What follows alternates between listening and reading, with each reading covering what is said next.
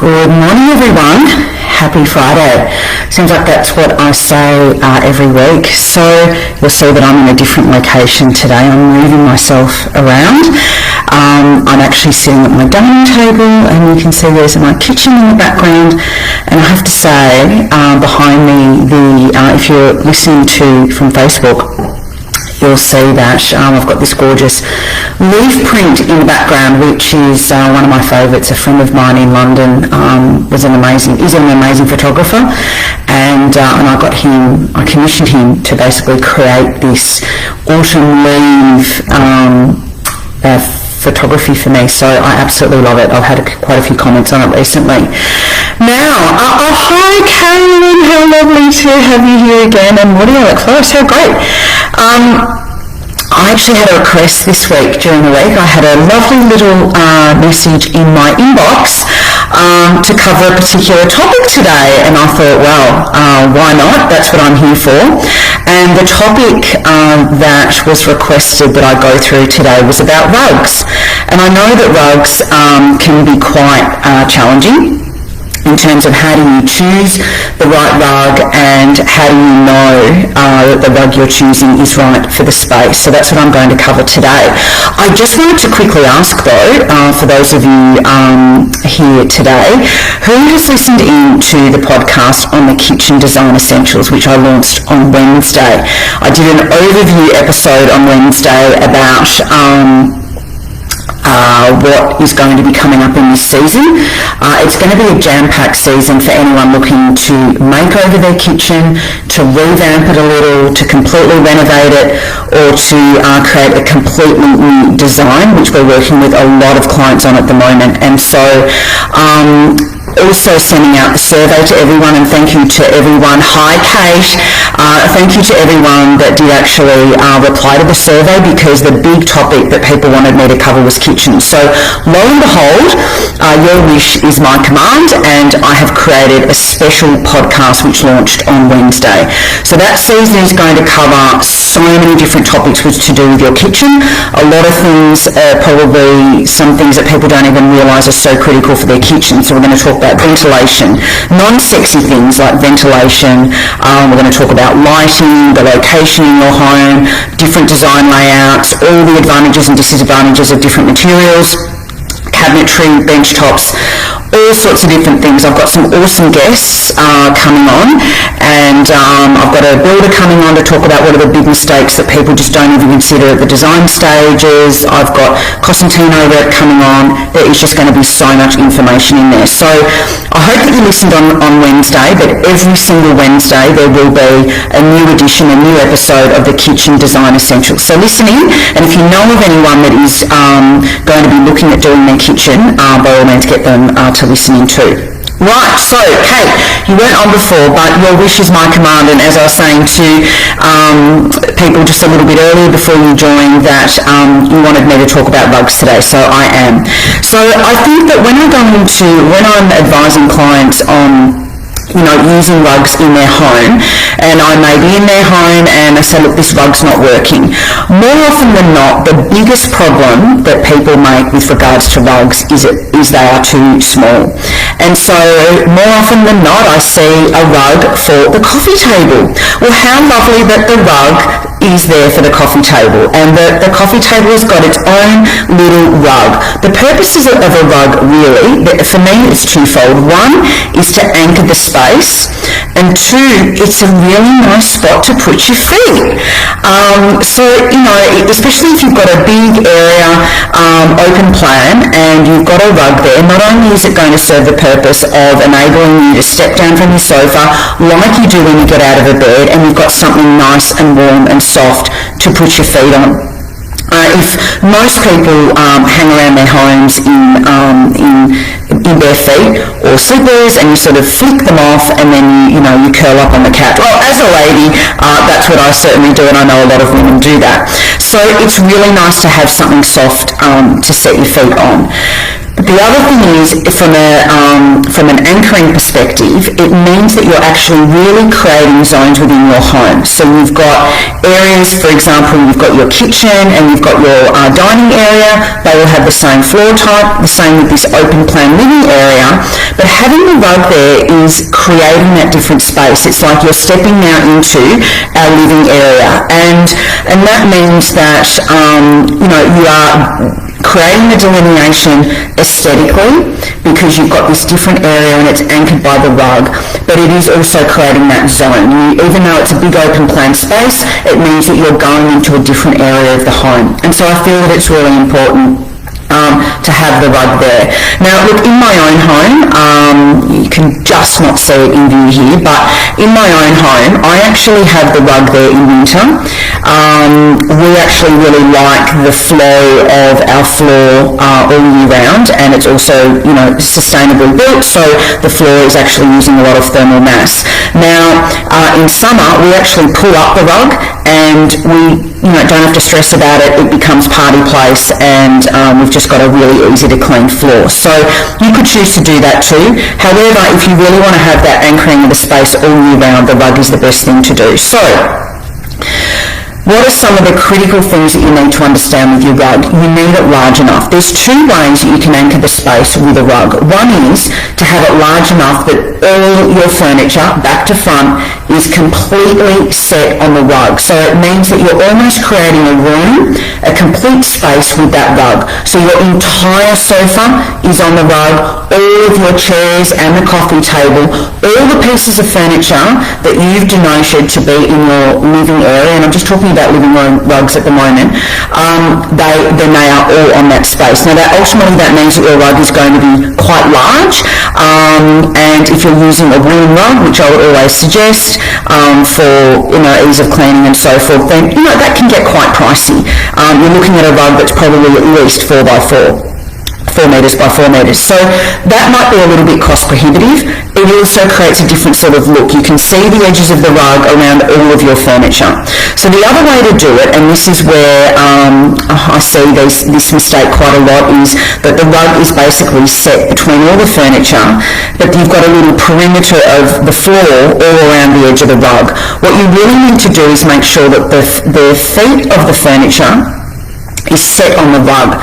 So not only does it then also act as an anti-slip, because the furniture is actually set onto that rug, but it means that you've got your feet that are set down on the rug, but it also means that you've got the right size. So even if your feet, the rug is only 10 centimetres under the front of the sofa, and then also the front of maybe any occasional chairs that you may have in the space, then you know that the rug is the right size. But having it sort of just short, it just looks a bit odd. So make sure that you are using, that you measure up the length of your sofa, and if you've got a chaise and you're only using it then within that, the space that's within that chaise area, if you're using that principle. And if you're ever in any doubt, it's better to go bigger than not. Now, standard rug sizes, depending on the manufacturers, you've got 3 by 3, 2.5 by 3, 2 by 2, 2 by 2.5, and I'm talking metres here, 4 by 4, 4 by 5. They're sort of general sizes. Some manufacturers have then other sizes. You've got 1.5 by 1.8, but generally speaking, if you can get a size that is a standard size, then you don't have to pay for a custom rug. Whenever you get it custom sized, and if it is your forever home and a standard size is really not going to work for the space, it's either just too short or just too big, then you may want to consider getting a custom rug. But if in doubt, it's probably better to go a little bit over, and by a little bit, I'm sort of talking maybe 20 centimetres. If we're sort of talking half a metre too big, then maybe that's not going to look right. The other thing that I see happen is people make them so big that you hardly see any of the floor anymore. So if you've got a space between the rug and the fireplace, you want to make sure that you can actually see the floor rather than that rug going all the way up for the perimeter of the whole space. That's also not going to look right. It's almost like we may as well have carpeted that space. So you need to see some of your floor, and you need to make sure that that will then anchor the space. Alright, so we've got so many listeners today. That's awesome. Welcome today. Stellar space. So In terms of fibres, so I am a big pro wool girl. I always will recommend a woolen carpet, so I always will recommend a woolen rug. They're easier to clean. Be wary of silk.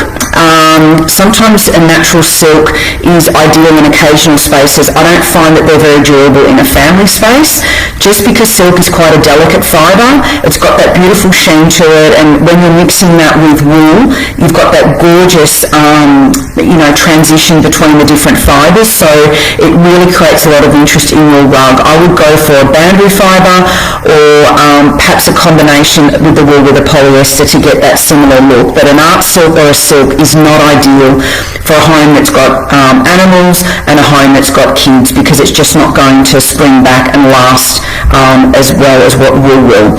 Polyester synthetic fibres, look, sometimes I have clients that say to me, I don't really want to spend the money on a rug because the kids are just going to trash it.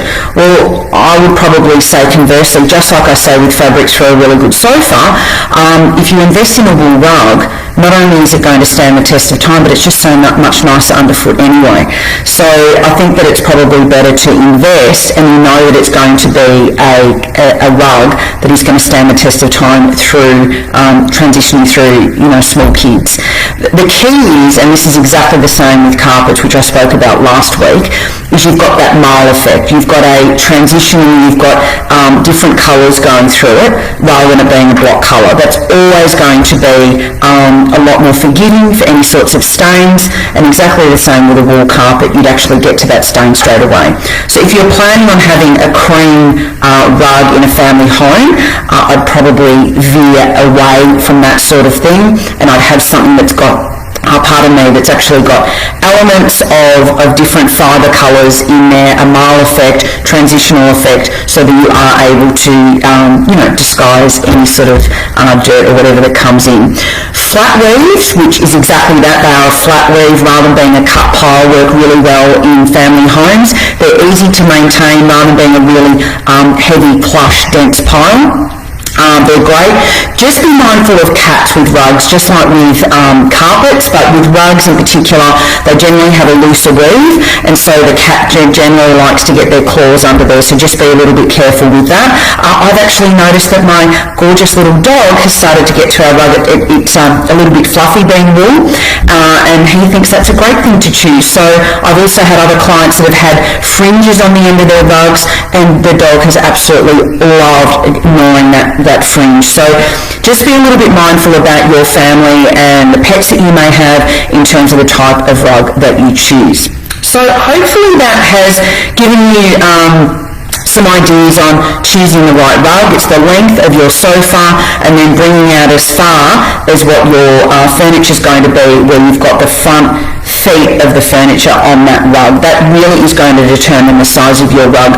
Please don't create a rug for your coffee table. It's sort of pointless. It looks odd. It looks like what's the rug meant to be doing, and it just looks like your coffee table's on this little island. Rugs can also be a really good design anchor too. So you could start your whole decorating scheme with a rug, i.e. you've got a rug that's a really bold colour or a really bold design, and that then forms a foundation. Like we do with floor, it is part of the floor, pardon me, so you can then design everything else around this really bold rug.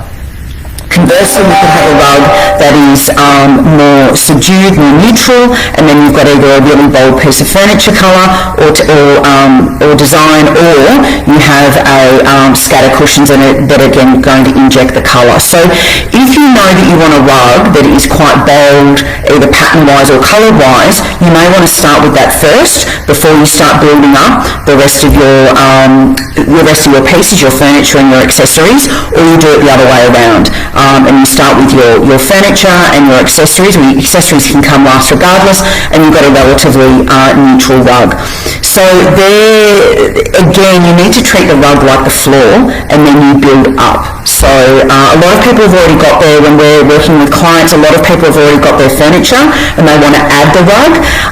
So it's then working out, do they want the rug to be a real standout feature, or do they just want it to be more subdued? So you need to think about those things as well. Texture is the other great thing about a rug is it incorporates so much texture into a space. It's layering again. You've got the rug, you've got your soft furnishings, you've got your fabrics on your sofas and your scatter cushions and throws and things like that. So the rug is just adding another element, and it is also adding really good noise mitigation properties. It's another thing that's going to absorb noise in the space. So it's really important in a big open plan area so that you can actually absorb more noise. I think that's one of the biggest issues that people find with big open plan areas, perhaps with floorboards or tiles, and then how are you going to absorb the noise? Rugs are also serving that purpose. One last tip, make sure you get an underlay for your rug. I know it sounds crazy, but it does actually enable you to, just like you do an underlay for a rug, it allows the rug to not only have a little bit more of that sponge effect, so it's giving a little bit more density to the rug, it also makes it, more importantly, not slip.